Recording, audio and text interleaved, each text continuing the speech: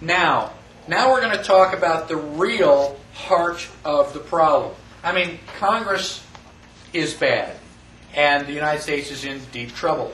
But I'm not going to point my finger just at Congress. We have the best money that Congress can buy.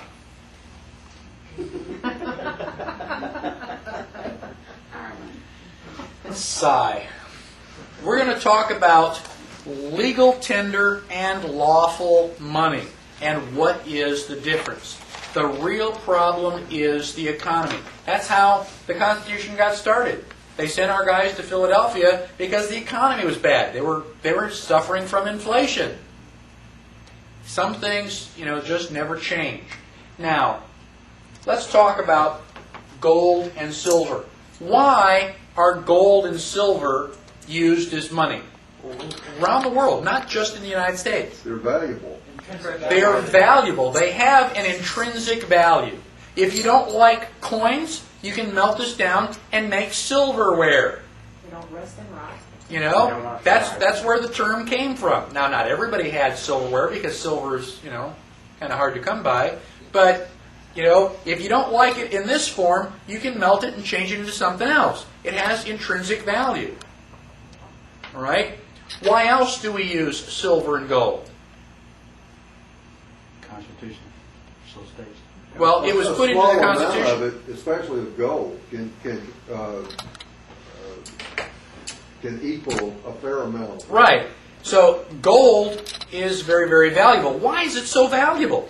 No free electrons. It won't oxidize. It won't oxidize. That's a Right? limited amount. How much gold is there? There's a limited amount. There's a limited amount. Can gold inflate? Can we just go out and just, start spitting out more gold? No. If you want more gold, what do you have to do? You got to go and dig it up. And it's hard work. And so you can spend, 10 or 15 years of your life and end up with this little ball of gold. Okay, you worked hard for it. You deserve it.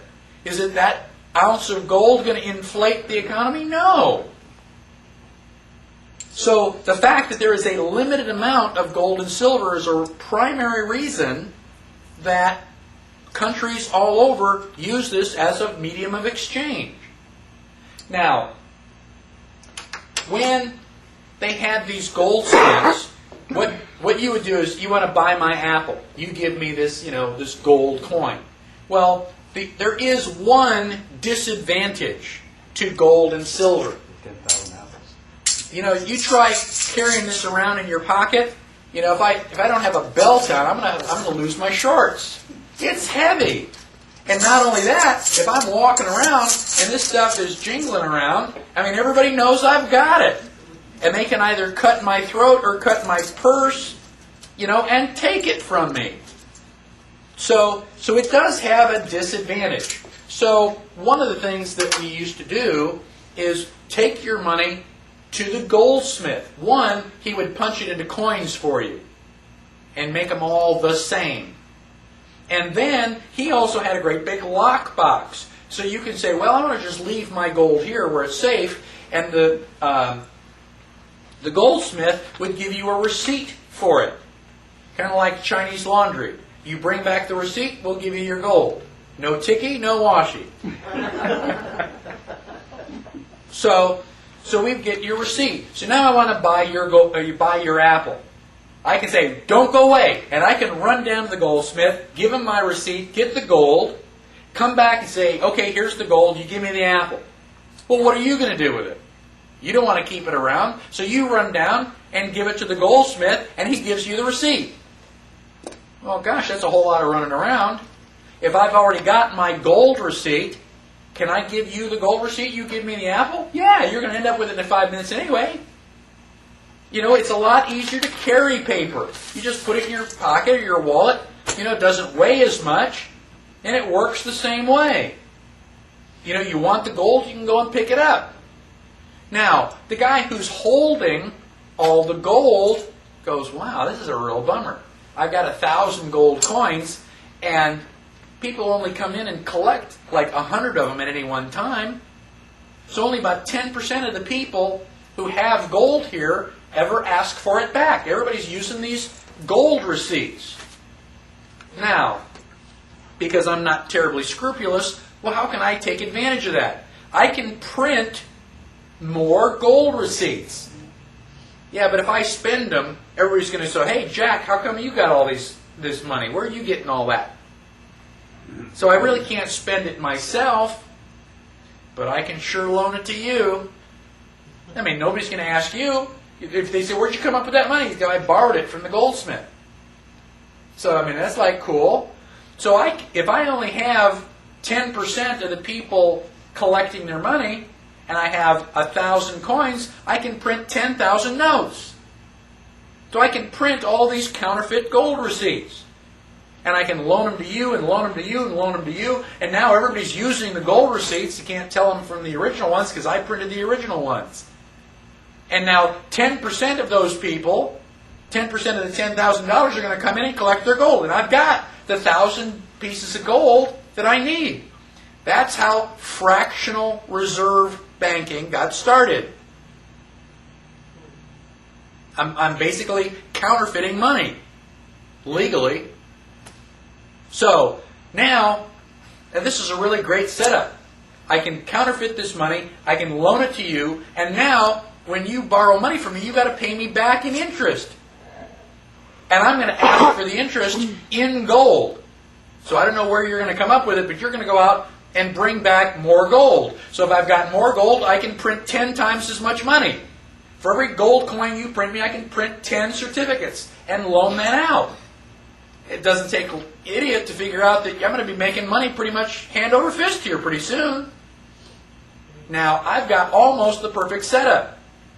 Almost perfect because, you don't borrow enough money. I mean, you're a nice guy, but, you only borrowed maybe $5,000. And you're going to do that once because you want to buy a house. If I want to make more money, I got to figure out a way to loan more money. Who can I go to that will borrow money from me? Can I loan money to a government? Will governments borrow money? Yeah. And they borrow lots of money. Especially if somebody's about to attack. If your country is going to war, don't you want to borrow money so you can buy guns and defend yourself? I mean, and if you're going to borrow money now, aren't you willing to borrow that money at like a really high interest rate? The goldsmith says, yeah, I can loan you the money, but it's going to be 25 or 30%. The bad guys are coming. I need the guns today. I can't work. If you don't give me the money, I'm not going to have anything to defend. So yeah, I'll borrow the money. I'll give you your 30%. Ha ha! I've got the perfect solution. Except, you're battling this guy over here. So I've loaned you money. I'll go over here. You want to borrow money? I mean, you're fighting against this lady over here. You don't want her to win. I can loan you money too. So now I'm playing both ends against the middle. I'm loaning you money at 30%. I'm loaning you money at 35% because I'm not giving you very many chances. And I've got the two of you fighting. You're both borrowing lots of money. I'm making money hand over fist. This is good. What's the only bad news that I could ever get? The two of you shook hands and decided not to be at war anymore. Oh my gosh, you can't have that. If you stop the war, you're going to stop borrowing money. This sounds like wild, crazy, That's exactly what's going on. When Napoleon was exiled, they put him off in Elba, hoping they'll never come back. What do you think the bankers did? Hey, Napoleon, you want to come back and kick some butt?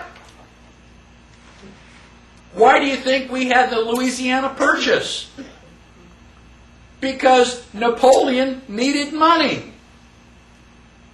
He said, yeah, I'll give you that entire Louisiana Purchase. You can have all of France's land. I need money because I got to come back and kick some butt. And he was also borrowing money from the bankers.